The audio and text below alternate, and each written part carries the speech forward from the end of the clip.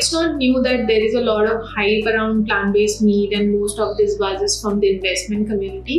Vegan startup media, every other day there is a big news of big brands like Danone, Cargill, Unilever, Nestle investing in plant-based startups or acquiring these niche brands that might give a picture of a steady climbing growth charted for this industry. But we at FMI analyze the business results for some of the plant-based meat brands as well as consumer sentiments for purchasing plant-based meat.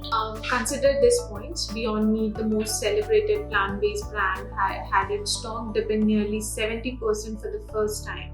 Impossible Food is reconstructing, letting go of its 5% of its employee. That would be for internal streamlining, but for sure the company isn't expanding like it should, like it has been doing for the last 5 years. So consider McDonald's has sleeved or at least stalled its plant-based burger line with no scope of expansion. Beyond Meat recently announced job cuts and lowered its revenue forecast from $470 US million to $400 US million. Meatpacker JBS to close US plant-based food business by the end of 2022. It has just recently come into news.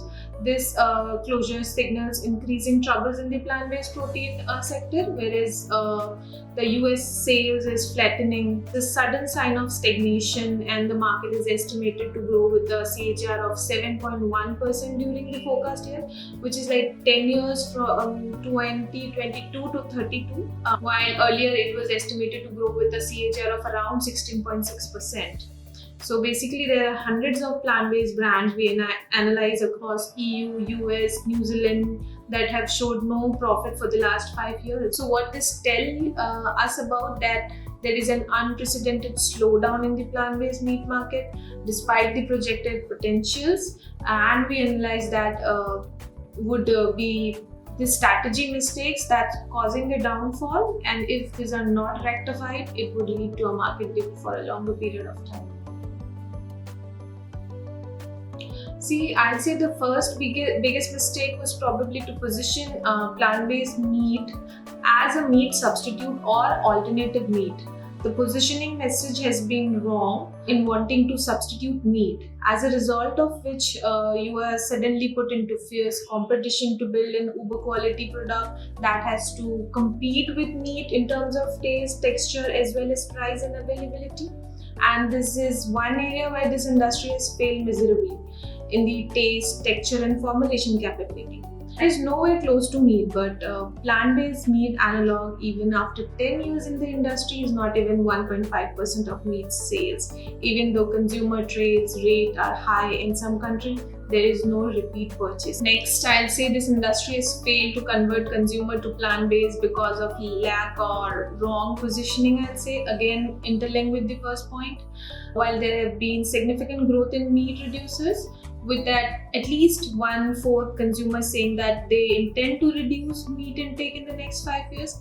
However, the base industry has not been able to convert those reduced meat eaters to try on plant-based. What is needed here is very focused of efforts towards this reduced meat eaters or flexitarian, I'll say, and make them the ambassador of plant-based and move from there to target mass market. Price parity has become the make or break factor here. The biggest price of plant-based meat is a big deterrent for consumer who want to try new products. What companies should be looking for is higher volume of low margin sales. By lowering your prices, you can win over flexitarian and significantly increase your overall profit. This is what I personally believe.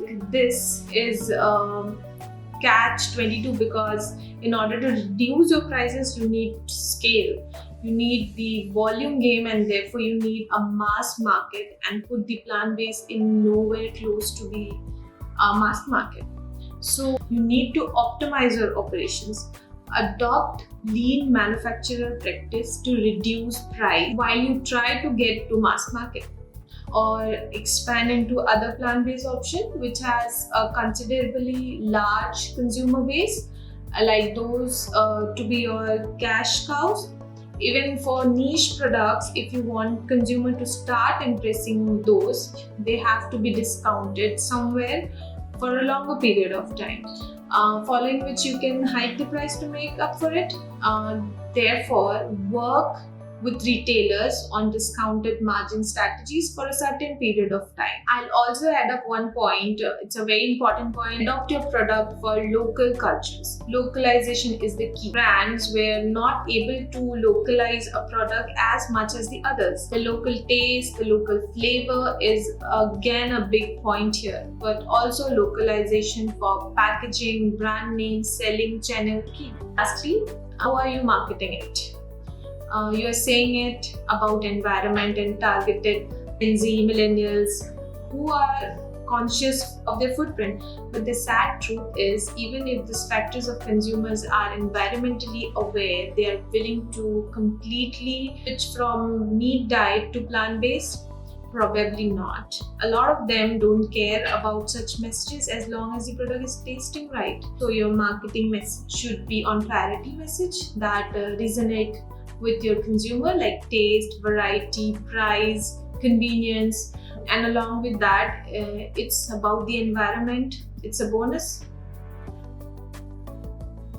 Basically, we have seen this in the past. Any innovative product go through a peak of inflated curiosity that gives a boost to its sales, but then it's tail off, and the plant-based meat market is at the stage of tailing off. And this is when corrective measures are needed. This is where the strategy's mistake have to be rethought, rectified, and reorganized. Take a leaf from the plant-based milk market, for example, which is definitely mainstream now. It has disrupted the dairy industry in a way we didn't imagine 7 years back.